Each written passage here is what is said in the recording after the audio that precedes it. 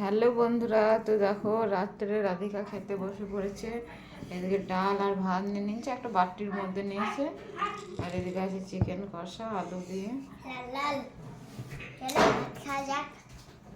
তো খেয়ে বলো রাধিকা।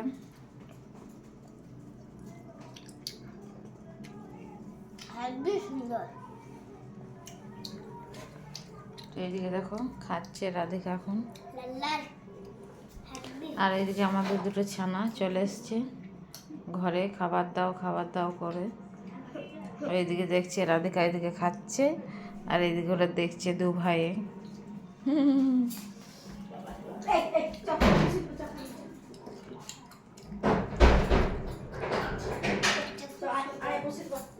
মুখের কথা বলেছে। বাবা আসতে খুব দেরি হবে, তাই জন্য আমি তাড়াতাড়ি খেয়ে নিচ্ছি। রাধিকা আজকে খেয়ে নিচ্ছে, তারপরে ওর বাবা আসবে, তারপরে খাবে। রুটি খাবে তখন।